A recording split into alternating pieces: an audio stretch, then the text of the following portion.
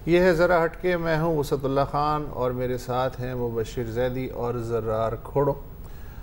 आज पाकिस्तान में 11 अफराद दहशतगर्दी का और निशाना बन गए। इनमें से 10 पुलिस और सिक्योरिटी फोर्सेस के अहलकार हैं और एक शहरी है। तकसीम इसकी कुछ इस तरह से यूँ है कि कोयटा में आज रैपिड रिस्पांस ग्रुप का एक ट्रक पुलिस वालों का, उसमें तकरीबन 35 पुलिस अहलकार सवार थे।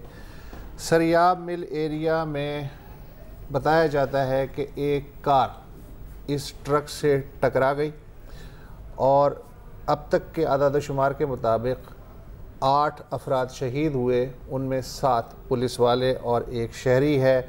25 ज़ख्मी बताए जाते हैं, इनमें से बहुत से शदीद ज़ख्मी हैं। ये हमला खुदकुश था या रिमोट कंट्रोल, इसके बारे में अभी हतमी तौर पे तय होना बाकी है। लाहौर से एक फोरेंसिक टीम कल बुलाई गई है जो तफ्तीश में मदद देगी। जो वज़ीर आला हैं बलूचिस्तान के सनाउल्लाह ज़हरी, उन्होंने कहा है कि तकरीबन 80 किलोग्राम धमाका खेज़ मवाद इस वारदात में इस्तेमाल हुआ है। कलअदम तहरीक तालिबान पाकिस्तान ने ज़िम्मेदारी का दावा किया है। इन 8 के अलावा इंस्पेक्टर अब्दुलसलाम, जिनका ताल्लुक़ पुलिस से था, कोयटा में कमरानी रोड पे टारगेट किलिंग में शहीद हुए। दूसरी जानिब खैबर पख्तूनख्वा में बन्नू में जलाल पोस्ट पे एक सड़क पे नस्ब बम का धमाका हुआ। फ़ौज की इंजीनियरिंग बटालियन के 2 सिपाही शहीद हुए। जहाँ तक कोयटा का मामला है, 13 अगस्त को पिशीन बस स्टॉप कोयटा पे एक फ़ौजी ट्रक पे खुदकुश हमला हुआ था। 8 फ़ौजियों समेत 15 अफराद शहीद हुए थे।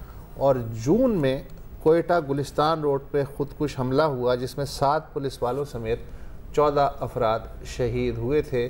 तो अब स्ट्रेटजी ऐसा लग रहा है कि ये है कि अगेन स्ट्रेटेजिक जो टारगेट्स है। हाँ। और यही ट्रेंड आप देख रहे हैं और ये कोई नई बात नहीं है कि आप सिक्योरिटी एहलकारों को निशाना बनाएं, क्योंकि फ्रंट लाइन ऑफ डिफेंस वही है। और फ्रंट लाइन की हम बात कर रहे हैं तो मुझे तो ऐसा लग रहा है कि शायद पूरी दहशतगर्दी के खिलाफ जो जंग है उसकी फ्रंट लाइन पहले ज़्यादा पख्तूनख्वा फाटा में थी, अब ये बलूचिस्तान ही और है। उसकी वजह जैसे हम यही कहते हैं कि दाइश की कंसंट्रेशन जो अफगानिस्तान में बढ़ रही है, बिल्कुल उसकी वजह से खासा वो है भी और कंसर्न भी पाया जाता है, बात भी हो रही है।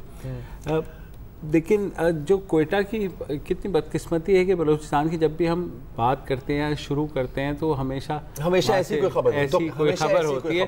कभी मतलब अच्छी खबरें हम देते भी नहीं, देती भी नहीं है। अगर आती हैं तो शायद हमारे कानों तक नहीं पहुंचती।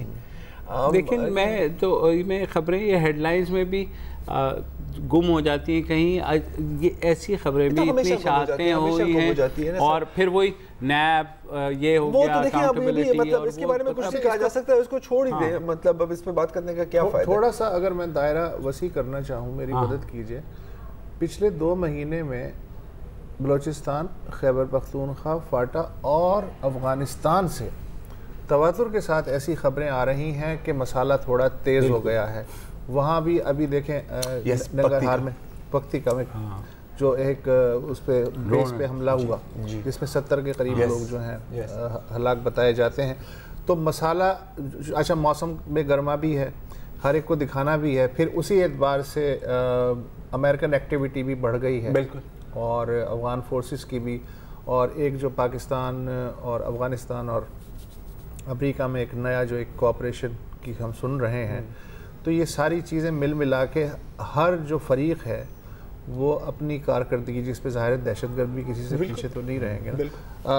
ये जो है उमर मंसूर खुरासानी की खबर आई है, उसकी भी खबर आई है। अच्छा, अब ये डिस्प्यूटेड बात है, ज़रा कंफर्म पता नहीं आपने किया या नहीं।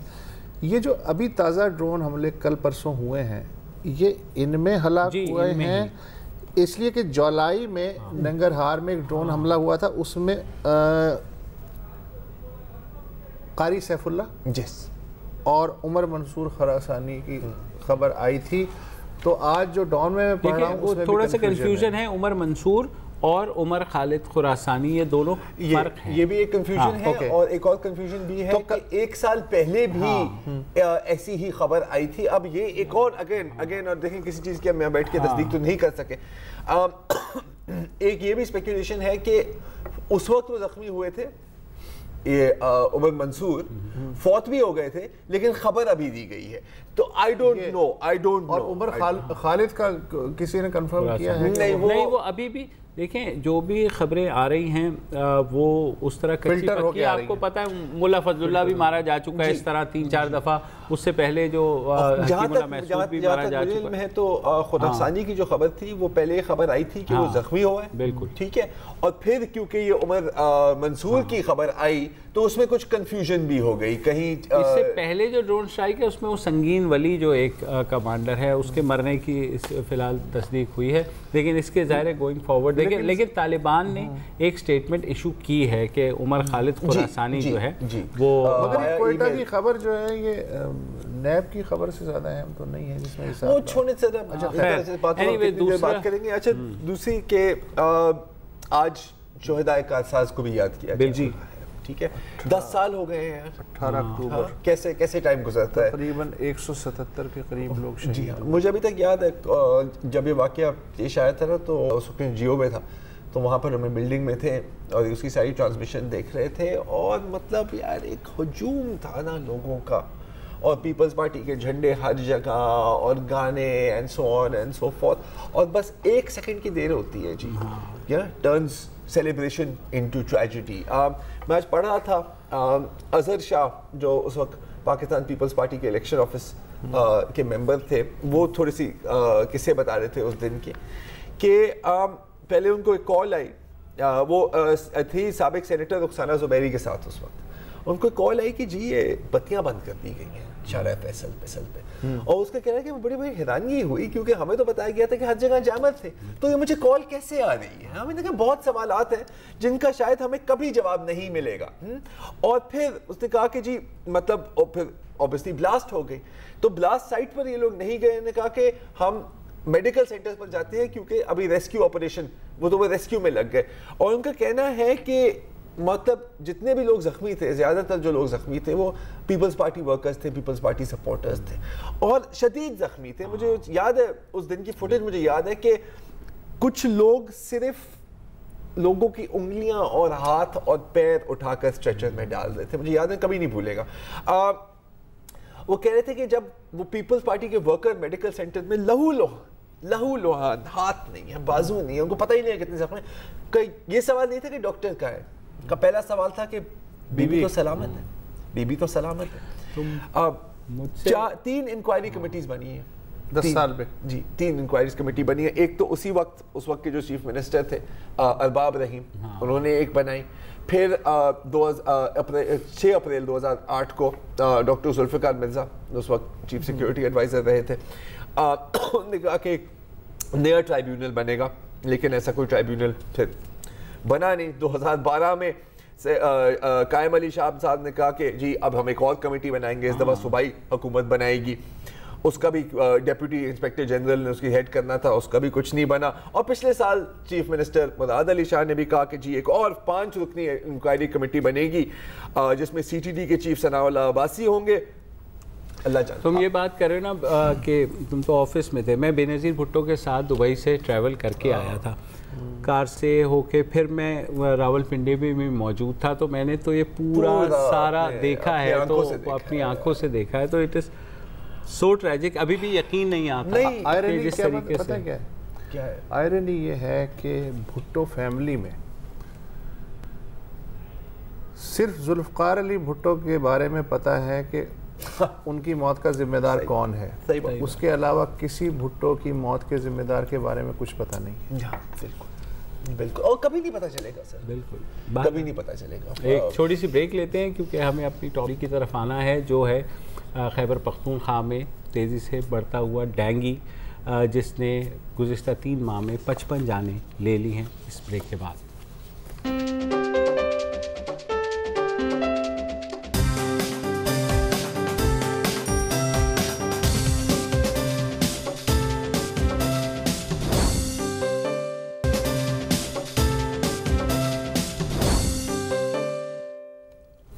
Welcome back. आज हमारी जो बड़ी ख़बर है वो खैबर पख्तूनख्वा के बारे में है, जहां गुज़िश्ता 3 माह से डेंगू ने ख़ासा जो है वो अलर्ट क्रिएट किया हुआ है।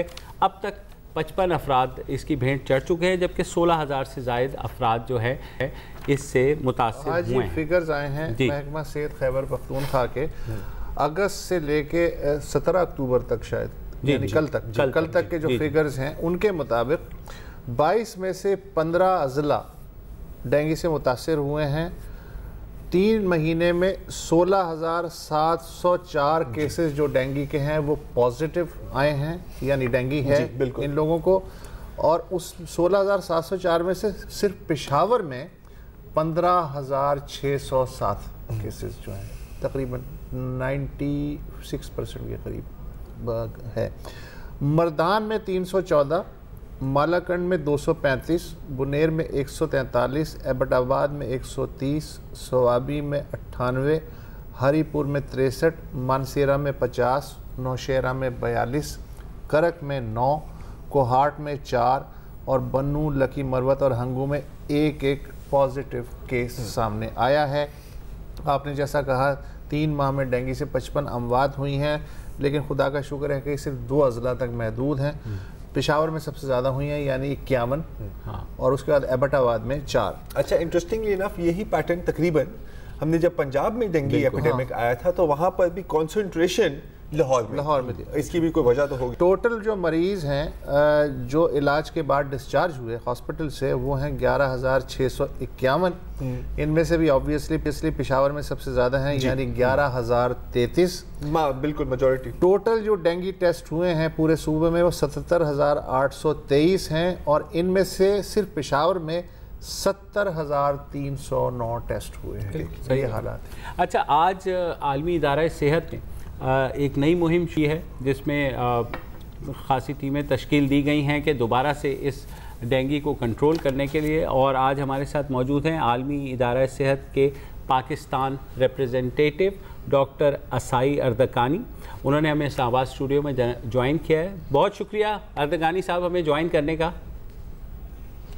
बहुत बहुत शुक्रिया, शब बखैर अदा करता हूँ। मैं डॉक्टर असाई है, WHO representative for Pakistan. जी डॉक्टर साहब, जी sir please. If you allow, yes, let me just to go a little bit through the history of the dengue in Pakistan, okay, which has started in 1994 in Karachi. In 2005 and 2006, we had the same disease in Rawalpindi, Kotli, and some parts of the Sindh and Fatah. As you mentioned, in 2010 and 11, we had this outbreak in Punjab with 257 deaths. And here I would like to mention that really government of Punjab really was very committed, who can really control the dengue very well. 2015, Rawalpindi and Islamabad were attacked, and then now since 19 July 2017, the Khyber Pakhtunkhwa is suffering, and now you mentioned the number of the cases from different districts. Yes. Okay, Doctor. Go ahead. Achha, Dr. Asai, quick question. You just gave the history of dengue in Pakistan, and since we saw a major outbreak in Punjab, can we assume that Khyber Pakhtunkhwa should have done a better job of controlling it, since this wasn't a surprise? Well, definitely it is now 5-6 years has passed. The science of the people really and the knowledge of the people has increased, and definitely now the community are much more aware about how to prevent, and the organization and management of the government is really amazing. I would like really at the start of this talk to appreciate the efforts of the government of Khyber Pakhtunkhwa, which really lead this process of prevention and management of dengue. All right. Okay. Dr. Asai Ardagani, can I ask you how critical is the situation? Can we say it's now in epidemic stage? Well, you know, now it's at the stage of the outbreaks. Okay. As you mentioned, 55 out of 16,000 cases are dead. So this means that the fatality rate is 0.3%. Yes, however, we don't want really anybody to die, or better to say, WHO would, you know, is really doing all the best not to allow anybody to die. Let me to give you some information about this virus. Yeah. This virus transmitted through a bite of a mosquito. Yeah. And this transmitted to the people.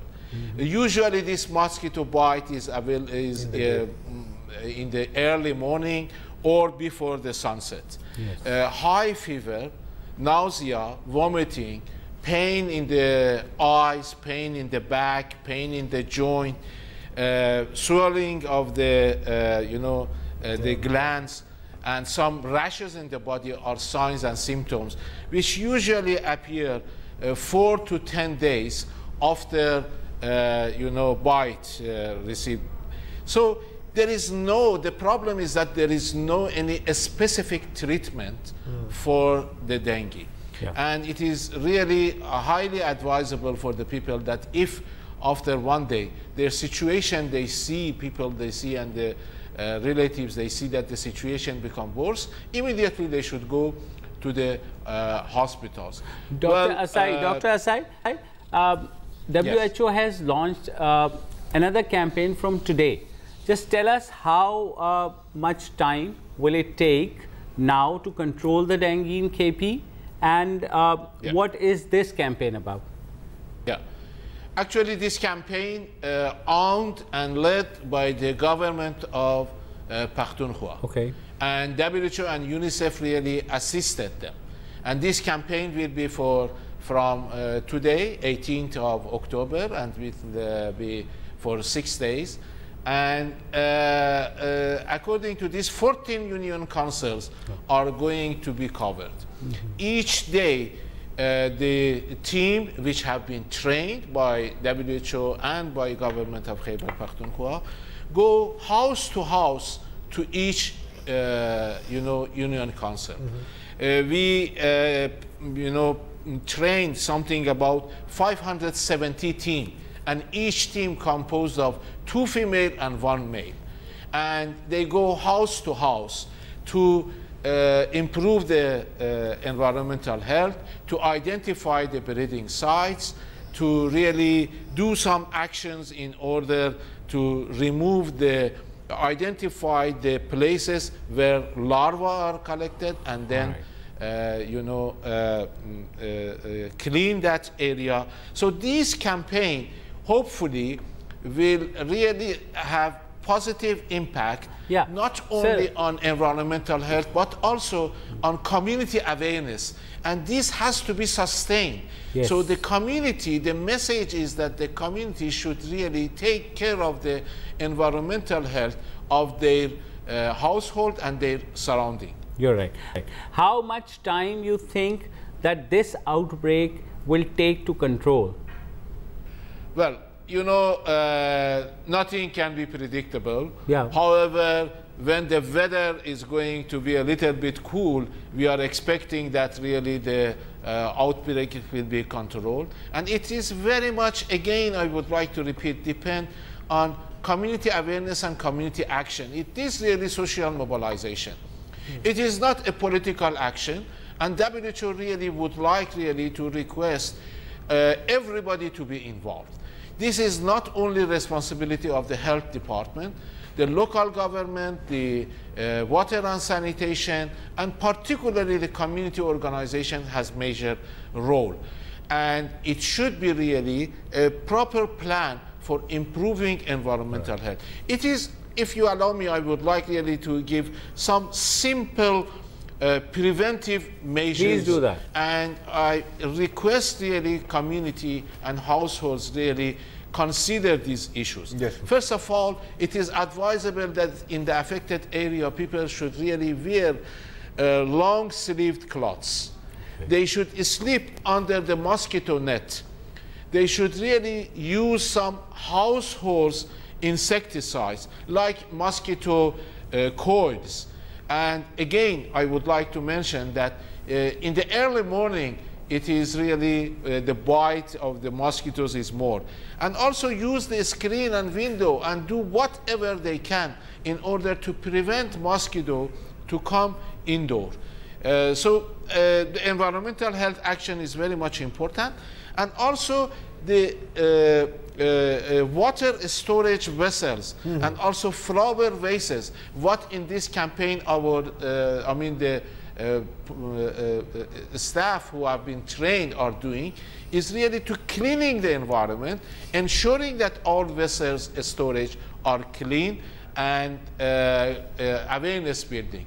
Okay. So one of the issues that I would like to thank the Dawn TV is really for sharing this information with the community, and this has to be sustained. Finally, Dr. Saab, two questions. One, will WHO or the provincial government will also be distributing mosquito repellents, and how helpful they are? And the other thing I want to know is about this whole outbreak that you're saying, which is a single major cause. As you say that, you know, you have to cover the water resource, whether you have stored something in your drinking things. Where did you get the most larvas stored in? Yeah, the most important issue is to improve the environmental health, to clean our household.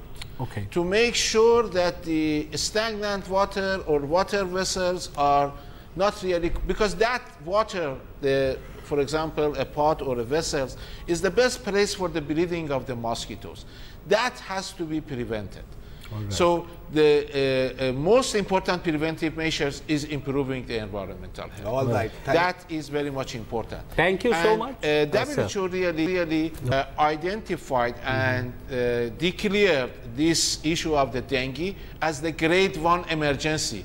It means more fund, easy recruitment, easy procurement, and we have done and assisted really government of Khyber Pakhtunkhwa during last 3-4 months for fighting against dengue through different interventions, and hopefully jointly we'll control the dengue. इंशाल्लाह। बहुत बहुत शुक्रिया और आपका हमारे programme में आने का डॉक्टर असाई, और होपफुली ये खैबर पख्तूनख्वा में हम भी चाहते हैं कि आउटब्रेक का कंट्रोल हो। नाज़रीन, एक छोटा सा वक्फा ले लेते हैं, उसके बाद आएंगे तो हम पेशावर चलेंगे जहां पर डेंगू कंट्रोल यूनिट के जो सरबराह हैं वो हमारे साथ मौजूद होंगे।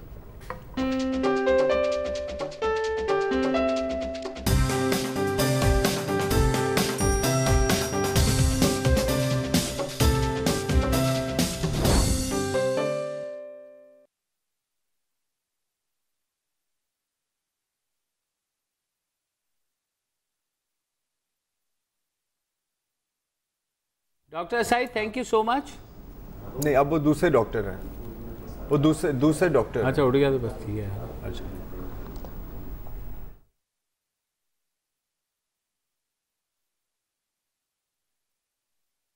ये कि बज़ख्कार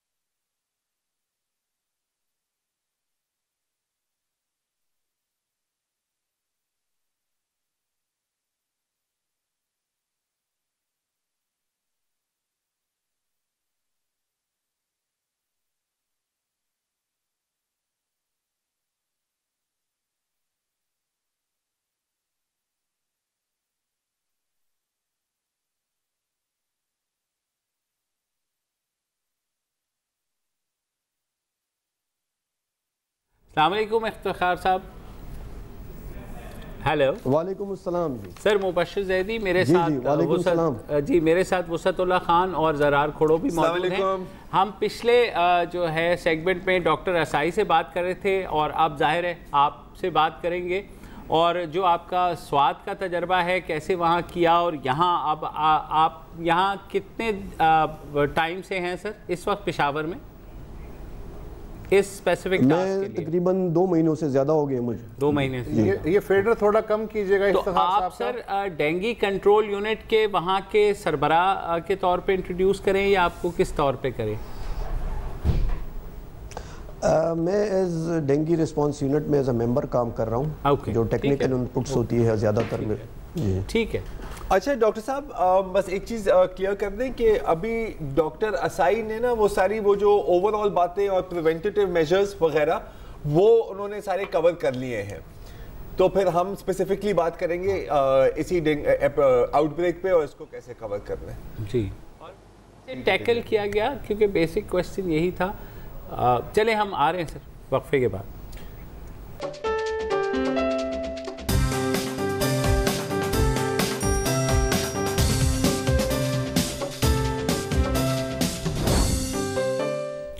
वेलकम बैक। हम बात करें खैबर पख्तूनख्वा और ख़ुसूसन पेशावर और उसके गिरदो नवा में डेंगू का मच्छर जो पकड़ाई नहीं दे रहा है, उसकी क्या वजूहत है। हमने अभी बात की थी आलमी इदारा सेहत के पाकिस्तान रिप्रेजेंटेटिव से। अब हमारे साथ ज्वाइन किया है खैबर पख्तूनख्वा के शहर पेशावर से ही member dengue response unit doctor Iftikharuddin साहब हमारे साथ मौजूद हैं।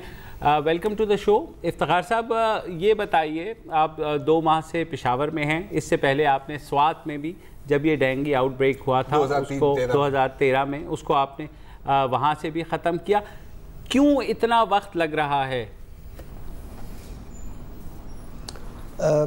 बेसिकली जी इस सवाल का जवाब जो है वो इस वजूहात में छुपा हुआ है कि ये जो डेंगू का मच्छर है इसकी अफजाइश कहाँ पे हो रही है। ओके। बेसिकली जो डेंगू का मच्छर है उसकी अफजाइश साफ़ पानी में हो रही है और वो घरों के अंदर है। सो जो इस वक्त पेशावर का जो इशू है, ख़ासकर ये जो 6-7 हाई रिस्क यूनियन काउंसिल्स हैं जहाँ से ये मसला शुरू हुआ और खुशकिस्मती से उसी यूनियन काउंसिल तक अभी कन्फाइंड है, पूरे शहर में नहीं फैला। उसकी मेन वजह वहाँ पे जो पानी का जो मच्छर है, ये जो डेंगू का मच्छर है वो साफ़ पानी में परवरिश पा रहा है और वो घरों के अंदर वो पानी है, और वो पानी है जो लोग अपने इस्तेमाल के लिए स्टोर कर रहे हैं, मटकों में स्टोर कर रहे हैं या बाल्टियों में या जो बाकी कनस्तर हैं उसमें स्टोर कर रहे हैं।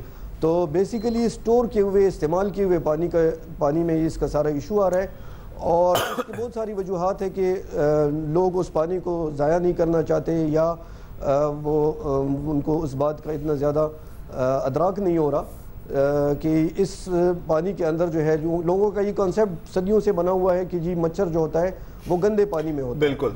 तो जब आप उनको बताते हैं या वहाँ से ये लार्वा मिलता है और हम गंदे पानी की बजाय जब साफ़ पानी की और घर के अंदर इस्तेमाल किए हुए पानी की, या जो टैंकियों में है या छतों वाली टैंकियों में है या अंडरग्राउंड टैंकियों में है, उसकी बात करते हैं, तो लोगों को ये परसेप्शन एक्सेप्ट करने में थोड़ा सा या ये रियलिटी एक्सेप्ट करने में थोड़ा सा वक्त लगता है। अच्छा, तो उसको हमने अभी तो तकरीबन हमारा 3रा राउंड है, हम उस पर काम शुरू किया हुआ है और उस पे चल रहे हैं। अच्छा डॉक्टर साहब, तो जवाब लोगों को कहते हैं कि यार जी देखें ये आपके बाप दादे के ज़माने का मच्छर नहीं है, ये एडिस इजिप्टिकस है और ये साफ पानी में अपने लार्वे छोड़ता है, तो आपको क्या जवाब देते हैं कि सर आपको क्या पता कि मच्छर कहाँ पलते हैं, हम आपको बताते हैं जो सदियों से हम काम कर रहे हैं। ऐसे तो कोई जवाब नहीं मिलता होगा आपको? बहुत सारी थ्योरीज हैं लोगों की, कुछ कंस्पायरेसी थ्योरीज भी हैं, उस पे भी है, वो भी हैं, और भी थ्योरीज है। जी और जब तक आप उनको ये अवेयरनेस देते हैं और जब तक वो रियलाइज करते हैं, तो उस वक्त तक उन घरों में काफी मरीज आ चुके होते हैं। ये भी जब 2-3 मरीज 4-6 मरीज हो जाते हैं, देन दे रियलाइज। इससे जुड़ा हुआ एक सवाल ये जो इन्होंने कहा ना कि साफ पानी अच्छा ठीक है जखीरा करके और उसमें वो लोग समझ नहीं पा रहे हैं कि इससे मच्छर पैदा हो रहा है। डॉक्टर साहब, कहीं ये मसला तो नहीं है कि जिस यूनियन काउंसिल का आप तस्करा कर रहे हैं वहाँ घर घर जैसे रनिंग वाटर की फैसिलिटी होती है, पाइप के ज़रिए आता है, तो वहाँ फैसिलिटी ही ना हो और लोग मजबूर हों कि पानी जहाँ से भी मिले उसे बर्तनों में ज़ख़ीरा करें? ये जो 6 यूनियन कौंसिल है बेसिकली इसका थोड़ा सा मैं आपको वो बता दूं, ये हैं तो शहर के अंदर ही, लेकिन ये थोड़े से स्लम्स एरिया है, वही बात, उसमें ज़्यादा थिकली पॉपुलेटेड है और इसमें कच्चे घर भी है। पानी तो इनको मुहैया किया जा रहा है, लेकिन इनके स्टोरेज का मसला है। इनके घरों में टैंक्स नहीं है इस तरह की, जिस तरह आम घरों की छतों के ऊपर टैंक बने होते हैं, या इस तरह की स्टोरेज कैपेसिटी इनके पास नहीं है।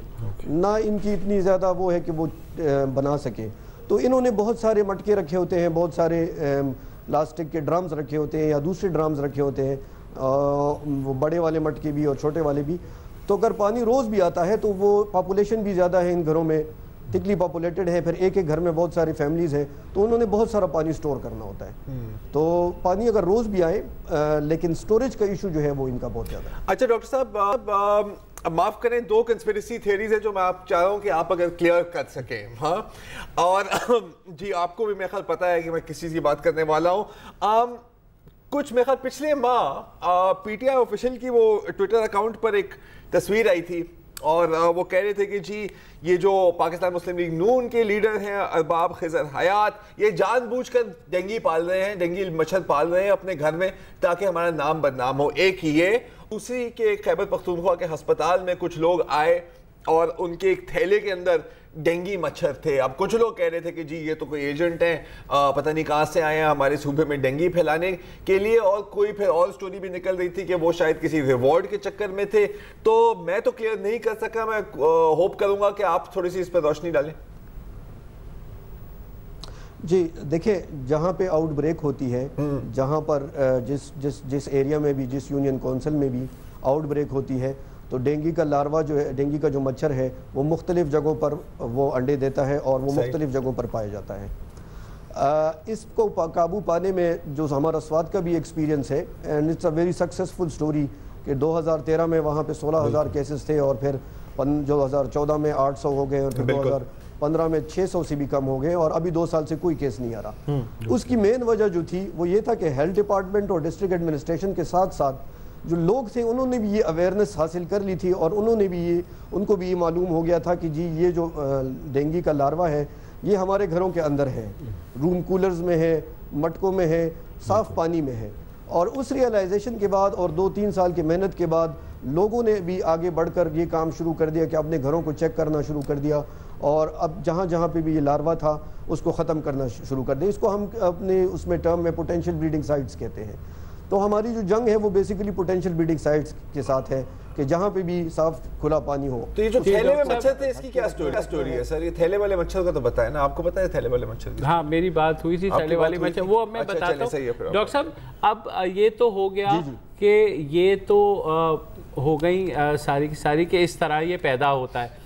अब घर में बैठे हुए शख्स को क्या वो अपने तौर पर इसको ख़त्म कर सकता है या उसको असिस्टेंस चाहिए होगी आप लोगों की, हेल्थ डिपार्टमेंट की? किस तरीके से ये ख़त्म कैसे होता है? Since you let the operation in Swat, तो थोड़ा सा ताकि नाजरीन जो घर बैठा है वो कम से कम कोई ऐसे वो इक़दाम उठा सके।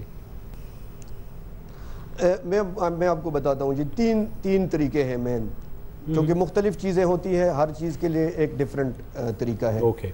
और हम जो बात करते हैं हम कहते हैं जी परमानेंट मैकेनिकल सॉल्यूशंस की तरफ हम नहीं जाते हैं। जब आप इस किस्म के एरिया में परमानेंट मैकेनिकल सॉल्यूशंस की तरफ जाते हैं तो विद इन द ईयर्स वहाँ पे वो प्रॉब्लम ख़त्म हो जाती है और फिर उसके बाद नहीं आती। सबसे पहली बात जो है कि वो पानी जो थोड़ा है, जैसे मटके में है, जग में है या किसी बाल्टी में है, और आप समझते हैं कि और आप देखते हैं कि उसमें लार्वा है, क्योंकि लार्वा नज़र आता है, ये स्मॉल छोटे छोटे कीड़े होते हैं। तो अगर आप उसको किसी भी गर्म सतह पर, किसी भी गर्म ज़मीन पर गिरा देते हैं तो लार्वा बगैर साफ़ पानी के सर्वाइव नहीं कर सकता। तो वो उधर ही पानी उससे एवेपोरेट हो जाता है या अब्जॉर्ब हो जाता है और जो है वो लार्वा मर जाता है। दूसरा तरीका ये है कि जितने भी बर्तन हैं जिसमें हम साफ़ पानी स्टोर करते हैं उसको हम ढक के रखें। उसमें इसको अगर मटके हैं या कूलर जो भी है उसको इस तरह रखें कि ना उसमें मच्छर अंदर जाके अंडे दे सके और ना उससे वो बाहर आके मच्छर अगर उसमें पल रहा है तो वो उससे बाहर आ सके। तीसरा तरीका ये है जो बड़ा इशू हमें यहाँ पे हमारे सामने आ रहा है, वो जो ओवरहेड टैंकियाँ हैं और जो अंडरग्राउंड टैंकियाँ हैं उसको सील करना है। सील का मतलब ये है कि उसको इस तरह बंद करना है, अगर जाल से बंद किया जा सकता है या अगर उसको उसकी जो ढक्कन है वो कम्प्लीटली बंद कर लें, या उसमें जो पाइपें हैं उसके सुराख हैं उसको सही तरीके से प्रॉपर उसकी पाइपें लगा दी जाएँ कि मच्छर इसके अंदर ना जाए और मच्छर इससे बाहर ना जाए। तीसरा तरीका ये है कि अगर घर के पास कहीं पे कोई कहीं गड्ढे में पानी है, आप ना उसको गिरा सकते हैं ना आप उसको कवर कर सकते हैं और वो आप बाहर पड़ा हुआ है, तो पहला काम तो ये करें कि कोई भी डिटर्जेंट पाउडर जो है किसी भी ब्रांड का हो, वो डिटर्जेंट सर्फ है, ब्राइट है, कोई भी है, उसके 1-2 पैकेट उसमें डाल दें। डिटर्जेंट जो है वो लार्वा को मार देता है, वो उसको उसकी मौजूदगी में वो जिंदा नहीं रह सकता, और फिर परमानेंटली उस गड्ढे को भर दे ताकि दोबारा उसमें पानी जमा। बहुत खूब। तो ये 3 तरीके हैं हम स्वात में लेके गए और उसी 3 तरीकों को हम पेशावर में भी लेके जा रहे हैं। मैं यहाँ पे आपको बता दूं, जो अभी हालिया सर्वे किया है WHO ने, उसमें 10% मतलब 70% से शुरू में था 70-80% घरों में लार्वा था, अब वो 10% पे आ गया है, सिर्फ 10% घरों में अब लार्वा है। ठीक है। अच्छा डॉक्टर साहब एक सवाल है कि ये आपने बहुत अच्छी दिया ये डिटर्जेंट वाला, ये मैंने नहीं सुना था पहले। अच्छा, अब हर बीमारी के साथ, पोलियो के साथ भी हमने यही देखा, बहुत झूठ और बहुत गलत फहमियाँ भी जुड़ जाती हैं। तो अगर आप हमें ये बता सकें कि जो आपके एक्सपीरियंस में, स्वात में भी आपका ये एक्सपीरियंस होगा, सबसे बड़ी गलतफहमियां लोगों की क्या है डेंगू के बारे में, जो मिथ्स बनते हैं, और अगर आप उनको थोड़ा डीबंक कर दें तो ये भी लोगों की खिदमत ही होगी जी। सबसे बड़ी गलतफहमी तो ये है जी कि ये एक कॉन्सेप्ट बना हुआ है कि ये लाइलाज है। ठीक है जी, ये जो लाइलाज का कॉन्सेप्ट है या इसका इलाज नहीं है, ये सबसे बड़ी गलतफहमी है। ठीक।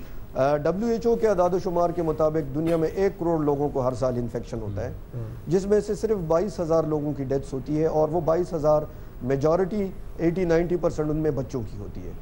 तो एक तो ये कॉन्सेप्ट कि ये लाइलाज है, लाइलाज नहीं है। दूसरा कॉन्सेप्ट इसमें ये है कि 90% जो है वो जो पेशेंट्स, 90% जो लोग होते हैं जिनको डेंगू मच्छर काट लेता है और उनमें वायरस इंजेक्ट कर लेता है, उनमें कोई अलामात नहीं होती, वो एसिम्प्टोमेटिक होते हैं, उनमें कोई किसी किस्म की अलामात नहीं होती। ये इन लोगों में विदिन 4-5 ईयर्स एंटीबॉडीज़ डेवलप हो जाती हैं और ये सारी ज़िंदगी उस सीरोटाइप से इम्यून हो जाते हैं, उनको दोबारा वो सीरोटाइप डेंगू का नहीं होगा। इनको पता भी नहीं चलता। लेकिन हमारा यहाँ पे इशू ये शुरू हो जाता है कि लोग स्क्रीनिंग शुरू कर देते हैं। लोग अस्पतालों में आकर, क्योंकि टेस्ट फ्री है, तो हर कोई अपना टेस्ट करवाना शुरू कर देता है। तो वो लोग जिनको कोई अलामात नहीं होती, जिनको कोई तेज़ किस्म का बुखार या शदीद सर दर्द नहीं होता, वो आके टेस्ट करना शुरू कर देते हैं, और वो जब पॉजिटिव आते हैं तो उनमें पैनिक क्रिएट हो जाता है कि जी ये तो मेरा तो डेंगू पॉजिटिव हो गया। समझ गए। डॉक्टर साहब हमारे साथ रहिए, एक छोटा सा वक्फा लेना है, फिर वापस आकर आपसे बात दोबारा करते हैं।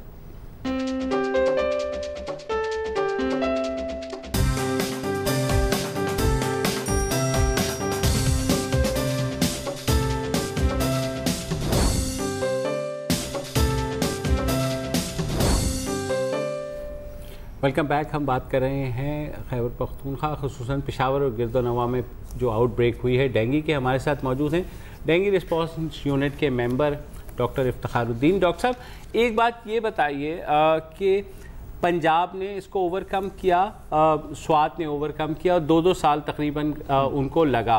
तो आपको लगता है कि ये जो आउटब्रेक हुई है इसको भी उतना ही अरसा लगेगा, या उनके एक्सपीरियंसेस की वजह से ये जल्दी ख़त्म हो सकती है? मेरे ख्याल में जी इस तरह है कि जो प्रॉब्लम हमें पेशावर में जो इन यूनियन काउंसिल्स में आ रही है, वो इन लोगों के परसेप्शन की वजह से है। तो अभी 2 दफ़ा महकमा सेहत खैबर पख्तूनख्वा की हुकूमत की और महकमा सेहत की टीमें 2 दफ़ा इन घरों से, तकरीबन 1 लाख घर हैं जिनका ये इशू है। 14 यूनियन काउंसिल्स हैं, लेकिन इनमें से जो बहुत ज़्यादा केसेस आ रहे हैं वो 6-7 यूनियन काउंसिल से आ रहे हैं। तो 2 दफ़ा तो इन घरों में जाके लोगों को समझाने की कोशिश की गई और उनको बताया गया, और जो 2 दफ़ा जो एक्टिविटीज़ हुई उसकी वजह से लार्वा का जो कंसंट्रेशन है वो 70% से 10% पे आ गया। अभी जो हमारी मुहिम है ये 6 दिन की एक बड़ी ज़बरदस्त किस्म की एक्सरसाइज है। हम चाह रहे थे कि सारे यूनियन काउंसिल्स जो 14 हैं उनमें एक साथ काम शुरू किया जाए। तो उसके लिए 600 टीमें तश्कील दी गई, जो लेडी हेल्थ वर्कर्स हैं और FCWs हैं, यूनिसेफ और WHO के ताउन से। तो 6 दिन के अंदर इन सारे के सारे तकरीबन 1 लाख घरों में जाके हम इस लार्वा को ख़त्म कर देंगे। और जब जैसे ही ये लार्वा ख़त्म हो जाएगा और उसके साथ शाम को फोमिगेशन भी होगी जिससे जो एडल्ट मॉस्किटो है उसको भी ख़त्म कर देंगे।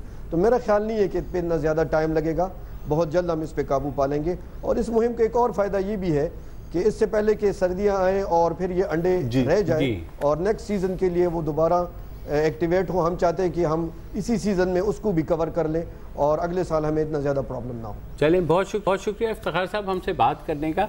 दो चीज़ें जो आपने सवाल थे, थैले वाला ही वही उसी पे आ रहा हूँ, आपको बता रहा हूँ। देखो, दो चीज़ों पे बात हुई, कुछ तस्वीर भी हमारे पास हैं कि हुआ ये इनिशियली वहाँ पर लोगों को ये बात हुई कि आप कुछ पुरानी आयात अगर आप अपने दरवाज़ों पर चिस्पा कर लें तो शायद डेंगू का मच्छर नहीं आए, और उसकी तस्वीर भी हमारे पास मौजूद हैं, लोगों ने अपने घरों पर भी लगाए हुए। बड़ी अच्छी बात है, आप पुरानी आयात वो करें, लेकिन आपने वो प्रिवेंटिव मेजर्स लेने हैं। तो एक तो यहाँ से वो हुआ कि उन्होंने दूसरे मेजर्स नहीं लिए और सिर्फ आयतें लगा दी। दूसरी जो मच्छर वाली आपकी बात थी, वो तो बड़ा जाहिर है पीटीआई के ऑफिशियल अकाउंट से भी हुआ था कि ये देखें पंजाब ने भेज दिया है। तो वहाँ पे वो पता ये चला है कि वो जो कपल था जिसने शॉपिंग बैग के अंदर मच्छर पकड़े हुए थे, जब इन्होंने खैबर पख्तूनख्वा ने ये अनाउंस किया कि जो भी डेंगू से शख्स जिसकी डेथ होगी उसके लवाहिकीन को हम पैसे देंगे, और उसके अलावा भी उन्होंने कुछ ऐसे इनिशिएटिव्स का ऐलान किया। तो वो कपल ये करके उन्होंने कैसे मच्छर वच्छर पकड़े और उन्होंने कहा जी ये देखें हमने मच्छर और हमें इसका रिवार्ड दे दें, क्योंकि अफवाहें फैलती हैं। बिल्कुल, तो वो यहाँ पे वो कोई तीसमार खान था जिसने 31 मच्छर पकड़े और पहुँच गया कि जनाब रिवार्ड था। कौन सा रिवार्ड? लेकिन आप ये देखें कि हम इस बेसिक मसले के ऊपर भी फिर सियासत शुरू हो जाती है। ये देखो मतलब मच्छर लेकर के आ गए वहाँ से, और वो सारा कुछ। जब से डेंगू शुरू हुई है पाकिस्तान, उसके साथ सियासत जुड़ी हुई है। आपको याद है डेंगू बड़ा अच्छा काम किया था कि उसने टीमें भेजी थी अपनी डेंगू के खात्मे के लिए पंजाब से। वो अभी तक वहाँ हैं, वापस आ गई, फिर गई, क्या माजरा क्या है? ये मैं आने वाला था। वो टीमें इनिशियली गई थी और वो बेसिकली टेस्ट फैसिलिटीज़ थी कि टेस्टिंग फैसिलिटीज़, लेकिन ऑलरेडी खैबर पख्तूनख्वा के पास टेस्टिंग फैसिलिटी थी। यही बार बार हमने सवाल भी इन लोगों से यही किया कि जब पंजाब के पास एक एक्सपीरियंस वो है, लेकिन क्योंकि ये साहब खुद स्वास्थ्य में इन्होंने किया एक्सपीरियंस है, तो वो हुआ ये कि उसमें कहीं ना कहीं इन्वॉल्व थी। जैसे हमारे यहाँ होता है पीआर, वो पॉइंट स्कोरिंग चल रही थी। तो वो ईद, जब बड़ी ईद से पहले और वो गायब हो गए अचानक, तो इन्होंने भी पता किया कि यार उन्होंने कहा हम हाँ ईद की छुट्टियों पे चले गए। लेकिन एपिडेमिक तो मतलब आउटब्रेक इतना फिर वापस पलट के नहीं आई, फिर वापस पलट के उन्होंने भी नहीं पूछा, और मेरा हेडलाइंस हो गई सर। अब हाँ हेडलाइंस चल गई, और वो जाहिर है आपने देखा वहाँ सुपरस्टार भी बैठ जाते थे एक दूसरे के ऊपर। तो सियासत से बढ़ के, अच्छा सियासत पे ही बात हो रही है, तो ये जो डॉक्टर साहब से पूछा था ना अरबाब खिजर हयात वाली स्टोरी, हाँ अब इस पर क्या हुआ था कि एक न्यूज़ क्लिपिंग आई थी कि हयात साहब के जो घर में जो एयर कूलर लगा हुआ है ना, उसके जो पानी गिरता है उसके अंदर डेंगू के लार्वे मिले गए। तो उन्होंने कहा कि यार ये तो आप पूरे खैबर पख्तूनख्वा में जानबूझ के फैला रहे हैं। लेकिन मेडिकल एक्सपर्ट का कहना है कि एक जो मच्छर होता है ना, उसकी मैक्सिमम जो स्पैन होता है वो 200 मीटर होता है। तो अगर ये 10 लाख भी वहाँ पे पाल लेना तो पूरे खैबर पख्तूनख्वा पे कोई असर नहीं पड़ेगा। और अगर ये समझ लें कि इस वक्त हर घर में कहीं ना कहीं डेंगू कोई ना कोई पाल रहा है, लाशऊरी तौर पर, लाइल्मी की वजह से, तो इस पे ध्यान दे दें, अपना घर साफ करें। और ये कि डेंगू का जो मच्छर है वो गैर सियासी होता है, लिहाजा सियासत करने का उस पर कोई फायदा नहीं है। बिल्कुल। फिलहाल इजाज़त दीजिए, खुदा हाफिज़।